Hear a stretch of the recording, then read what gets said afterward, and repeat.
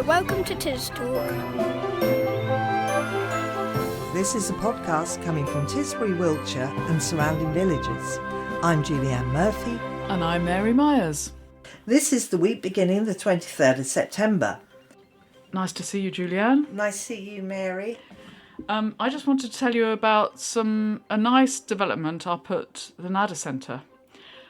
The parish council gave a little grant to Coffee Angels, Yes. so that they could continue their coffee stall up there.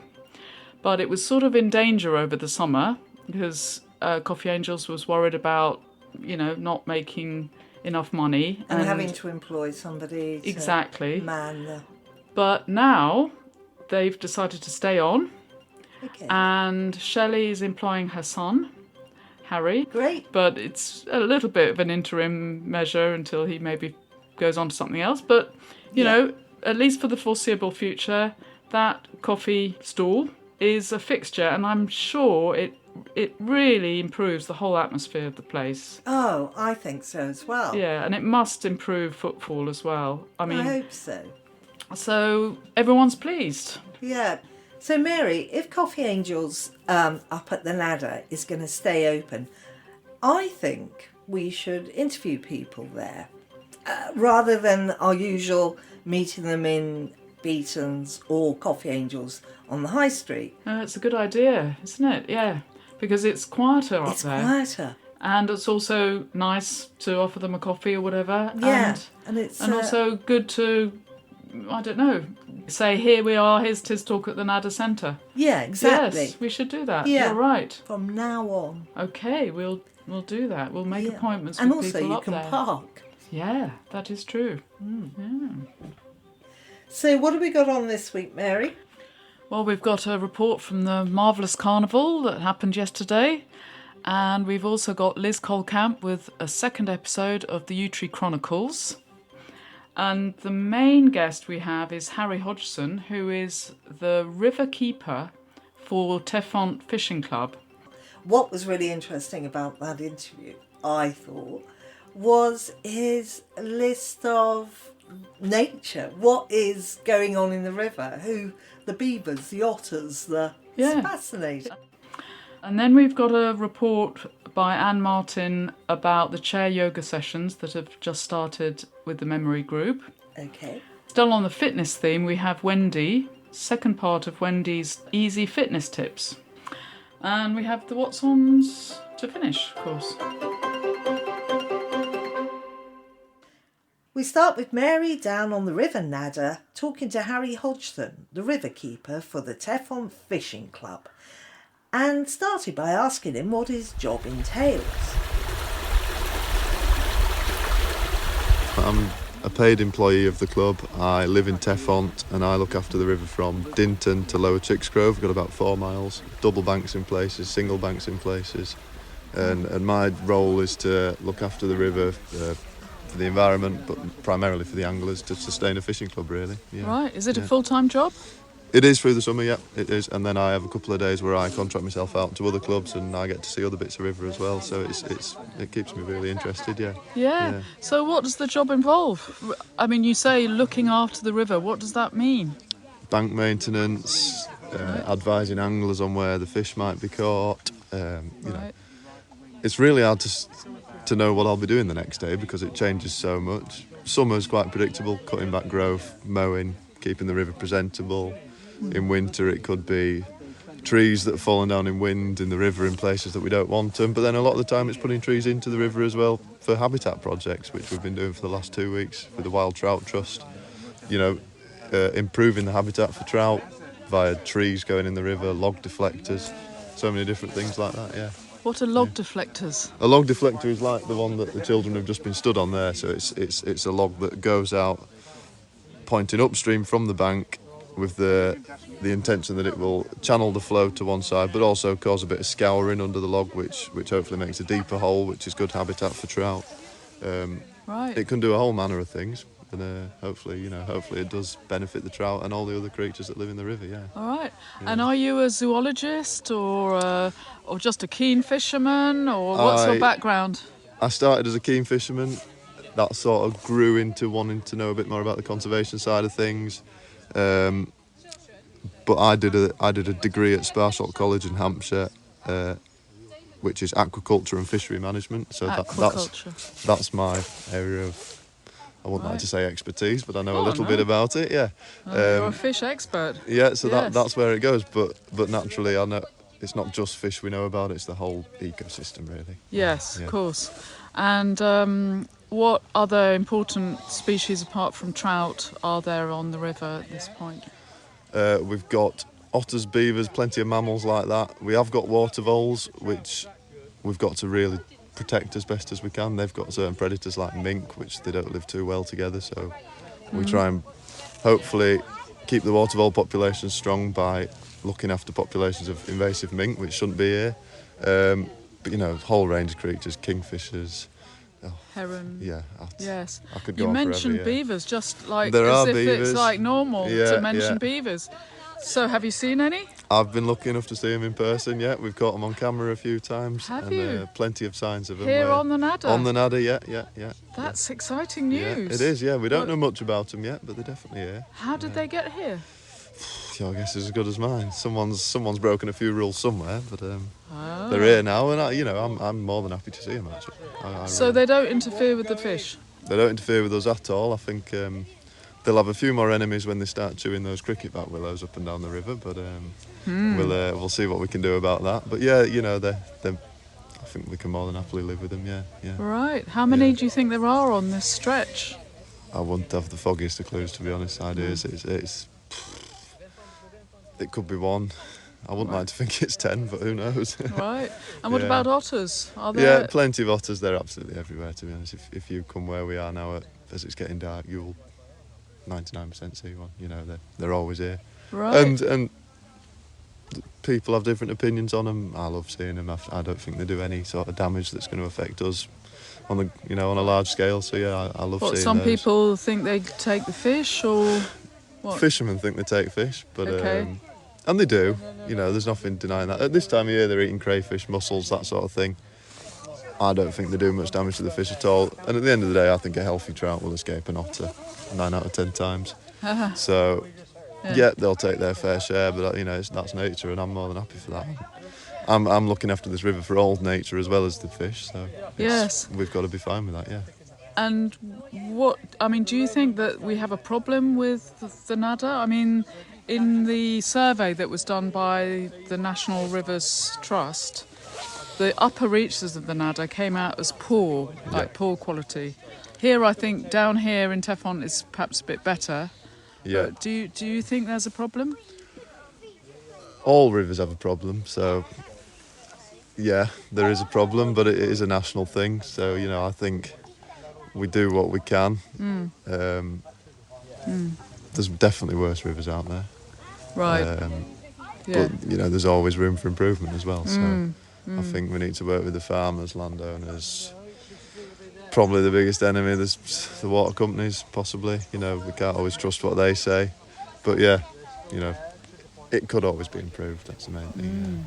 Yeah, great. And it's nice being part of the solution anyway. So thank you. It is, yeah. I love it, yeah. Thank you very much. No problem. Yeah. That was Harry Hodgson from Tefont Fishing Club, and thanks also to Tisbury Young Nature Watch for organising that river dipping morning for children. You're listening to TisTalk from Tisbury, Wiltshire.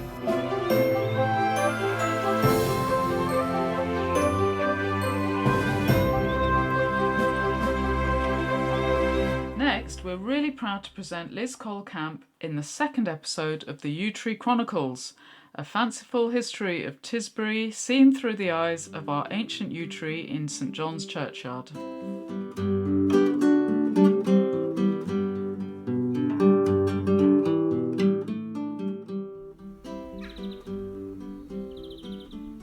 Time marched on, and the Romans marched in. Get it? Oh, I've waited eons to say that. God, I'm hilarious. Who knew a yew tree could have such humour as well as good looks? Anyway, yes, they arrived. And by this time, this neck of the woods was becoming quite popular with the Durotrigians. There were huts to live in, vegetables sowed, a forge of sorts, various gods of various things worshipped, everything modern Euro-Trigian man could need.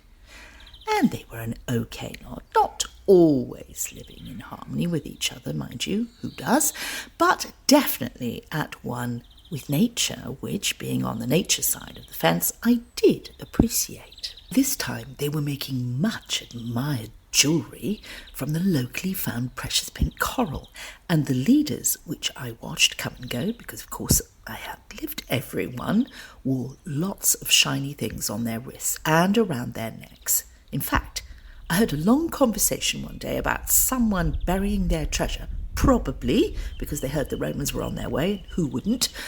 And do you know what? It would be another 2,000 years or more before I heard someone had actually found it. I digress. The Romans, well, what a bunch they were. Like nothing I, or obviously the locals, had ever seen before. First thing you notice, they were all dressed the same. Lots of leather. Skirts a little short for my liking, and lots of metalware. And what marching! It was impressively in sync and very noisy. Let me tell you, you knew they were coming, when they were coming, long before you saw them, and it scared the living daylights out of everyone. There was talk of resistance, but honestly, once you laid eyes on them, all thought of resistance went down the Nadder. That was another joke. Those spears, those shields and swords, absolutely terrifying. I was very worried that they would not recognise my importance and see me as a fuel for the campfire, so to speak. Thankfully, they recognised straight away my beauty and grace, and that the locals were very fond of me. The Romans were not stupid, you know. They were more than happy after a little brutality to let the locals carry on as they were, worshipping me, worshipping all their gods, and really, as far as I could see, they set about improving everyone's lives. For starters, they built things properly. Their architecture and interior design was second to none. Yes, and compared to what all the local tribes considered home, Roman ideas of what constituted comfort, well, there was just no comparing them. Mosaics, hot water, underfloor heating, baths. Just the idea of keeping clean was novel to your average Euro-Tridge. In fact, they built villas dotted up through the Nadder Valley, and for around 400 years we really felt their presence. In that time, the local men joined their armies and the Romans married into the local population. After the initial shock, which lasted about 50 years, everyone just got used to them. Of course, they complained about the taxes they suddenly were expected to pay. And, of course, the introduction of proper commerce and coins really threw a spanner in the works for a long time. But the roads the Romans built weren't to be laughed at, and the Euro-Tridges were definitely deeply influenced. And perhaps, sadly, their formerly somewhat smelly way of life gradually died out. Well, next week I'll tell you about how Christianity makes its mark.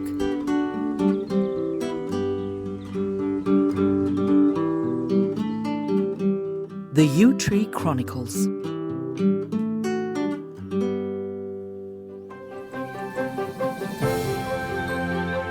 TisTalk, a podcast from Tisbury on tistalk.buzzsprout.com. And Martin visited the Hinton Hall this week to investigate chair yoga.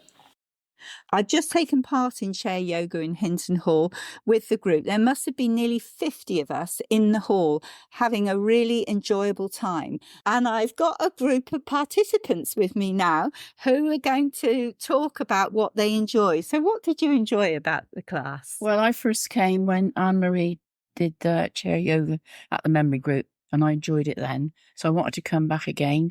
I've got a few health problems, mainly being kyphoscoliosis. So I need to keep moving because I fall and my balance isn't good. So I just enjoy it as well. And it's nice to be with several people, just social as well. Yeah, So, yeah, I do yeah, enjoy it. lovely, Yeah, it's lovely. lovely. I enjoy it. I find it very relaxing.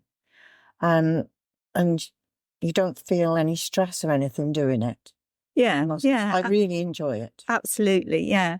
Yes, I came last week for the first time. I knew about it through Memory Group again, but I've been going to Fitness and Friendship at Nadder Close on alternate Wednesdays, and I feel that's not quite sufficient, although it's very similar. We do have a cup of tea and a card game and a nice surroundings, but I thought, well, I'll give chair yoga a go as well, and yes, I'm going to get used to it, and it is relaxing, and to just sit there with your eyes closed, you think, am I going to go to sleep in a minute? You managed to stay awake for it all then. Yeah. I really enjoyed the whole thing. I haven't been to yoga before. I thought we had a great teacher, and it's very good. I just thoroughly enjoyed it, and I shall certainly come again next week, and hopefully every week. Yeah, that's good. I found it surprisingly difficult, actually, especially the bit where you've got to sit there and lift your leg up. It doesn't sound very difficult, but I managed the left arm and the right. Yeah, the marching. Surprising how much exercise you do get out. Yeah, it is, isn't it? Absolutely, I'm absolutely. better with legs than I am with arms. I think It's just holding your arms out there. We exercise more than we thought we did. Absolutely, I was quite surprised. I'm in Hinton Hall with Anne-Marie Dean talking about her new chair yoga initiative. Can you tell us a bit about how this started? How it started? Well, everyone knows me from Tisbury Memory Group, and that's how it started. I am concerned, I think that's the right word, that people with memory loss need to be fit. And we've had a number of initiatives over the last 12 months where we've had people come in to do exercise, circle dance, meditation. And I thought chair yoga sounds perfect. Anna came to the class. It was wonderful. Everyone loved it. And so I talked to Anna afterwards, and we thought it might be a really good thing to have chair yoga classes. We tried a pilot scheme in June and July, and had over 15 people to every class, which was amazing considering no advertising, nothing, word of mouth. And did they pay to come to these? They paid for the classes. My husband is a great one for looking out for grants. And we found one with Sport England. And I thought, no way, Sport England, we're a little group in Tisbury. Anyway, I filled out all the paperwork, talked to Anna. We got her to fill out her side about the benefits of chair yoga. We worked out a budget. 3 weeks later, Sport England came back and said, go for it. It's brilliant. Thank you so much. Thank you. I'm now talking to Anna, who's the teacher of yoga. It's clear from the numbers of people that were in that hall and how much they really enjoyed the session. So how did you get into yoga teaching? Through doing yoga myself as a student in class, and I just loved it and did more, and then before I knew it I was training to be a teacher. And so what's different about chair yoga? Why chair yoga? Chair yoga is great because it really is accessible to everyone. We practice in the chair and we do adapted yoga movements that can ease stiffness in the body, get the joints moving, build strength and flexibility. And also, crucially, we do lots of breathing. Yes, yeah. When you're just very simply, when you're breathing well, you feel better in yourself and your body. But there's all sorts of knock-on effects for good breathing, reducing stress, promoting relaxation, can help with your sleep. So, yeah. And I loved your song, particularly at the end. What inspired you to do that? I think it's playing music. I don't always play music, but playing music can be a really nice way to get people to really shift into that relaxation zone. So, yeah, I do often play music. Yeah, thank you very much. It's obviously extremely successful. Thank you. Thank you. And that was Anna Lubliner, the chair yoga teacher. classes are free every Tuesday at the Hinton Hall from 11:15 to 12:15 and organised by the Memory Group.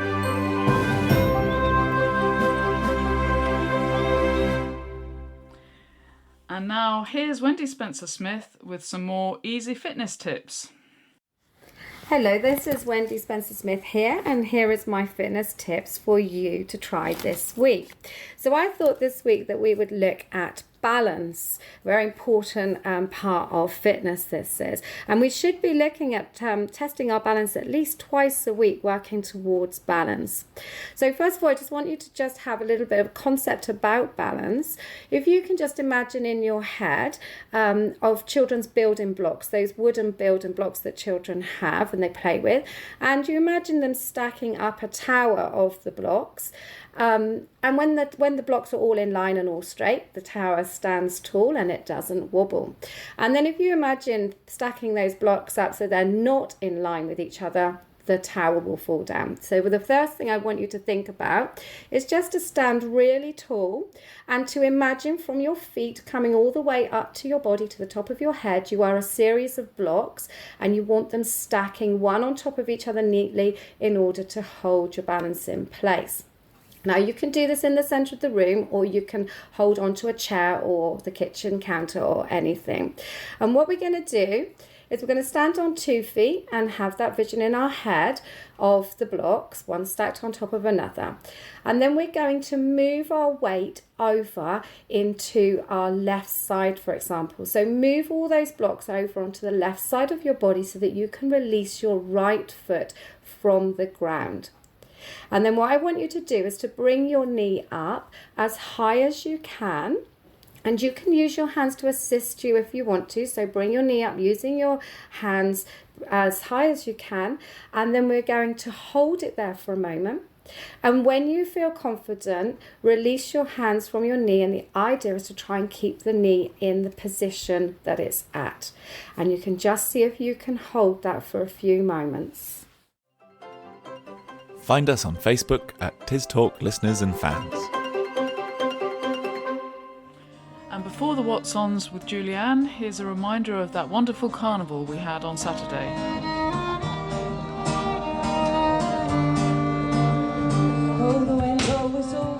So I'm with Marion and we're on Tisbury High Street, and you've got a bucket for Tisbury Carnival raising money. Yeah. And how did you get roped into that?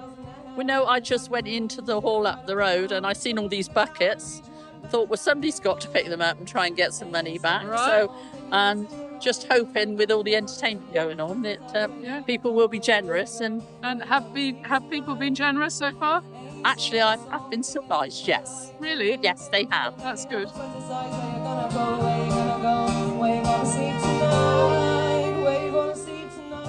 So I'm here with Kieran Castle, and he's one of the firefighters. So it's really important for us. We're a local community station that's here to serve our local community. So coming out to events like this really plummets us into the heart of everything going on. And it also lets people know that we have a fire station in our sleepy little village of Tisbury. That's right. Yeah, so we'll be leading the carnival procession both down and back up. Okay. That's obviously subject to operational availability. If we're required to attend an incident, then we'll carry on and do that.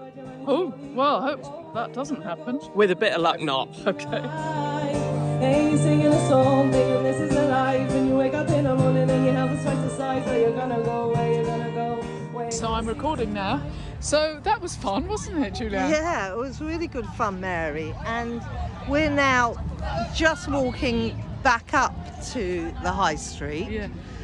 And everybody's walking away towards the fair. Yes. But what a lovely afternoon. Yeah, lovely atmosphere at the carnival, brilliant weather. Yeah, we were the judges for the floats and... Yes, all the individual acts and all the lovely children who were all dressed up as under-the-sea creatures. Yes, and it was onerous because it was really hard to choose who should get first prize, second prize. That's true. So we did have to make a few decisions. But there were some categories where there was only one entry, and that made it easier. slightly easier. Yeah. So really nice day. Really good, and so many people making such amazing effort with their costumes.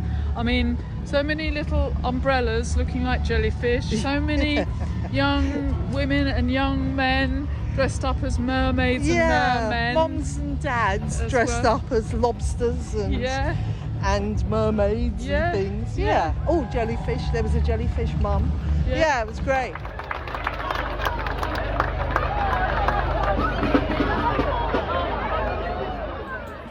And finally, here's Julianne with the What's On listings.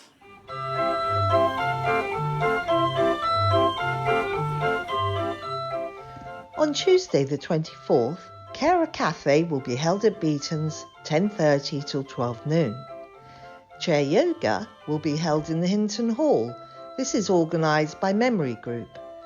This is free and runs from 11:15 to 12:15. On Thursday the 26th, the Sight Loss Community Hub drop-in session takes place in the Nadder Centre, 11 till 12 noon. On Saturday the 28th, the Footpath Club will be meeting in the Nadder Close car park at 9:10 to share cars to the start point of a 7-mile walk around Ashmore and the county boundary. Contact the walk organiser Andy Jameson to book your free place on 07960 914 925 or email andyjameson@aol.com. Also on Saturday, a tabletop sale by and for the Tisbury Memory Group that takes place 9 a.m. till 3 p.m. in the Hinton Hall. Later on, starting at 6:30 till late, a fundraiser at Messam's Gallery. This is for ACE SMA, spinal muscular atrophy, and will include dinner, dancing and a raffle with mega prizes. Tickets are £120, including a welcome drink and dinner. For more information and tickets, go to www.acema, which is spelt ACESMA.co.uk. Defibrillator and CPR training will be taking place at Tisbury Fire Station on Saturday, 10 till 12 noon, led by Wiltshire Council's First Aid and Casualty Care Trainers with Tisbury Fire Crew. It's a free event and no booking is required, just turn up. Later on Saturday at the Victoria Hall, the French film Chocolat, and partly filmed in our area down by Fonthill Lake, starts at 7:30. Tickets are £6 and it's organised by the Tisbury Carnival Committee. On Sunday the 29th, up at the Nadder Hall, the Lego Club will be running Tisbugs for Children, 10 till 12 noon, and that's £3 per child. And later on in the afternoon on Sunday, open mic at the Boot Inn from 4 p.m. onwards, also organised by the Carnival Committee. Have a good week.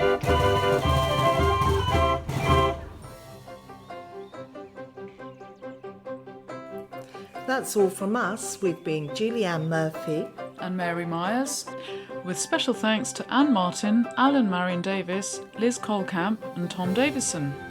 You can contact us on tistalkradio@gmail.com.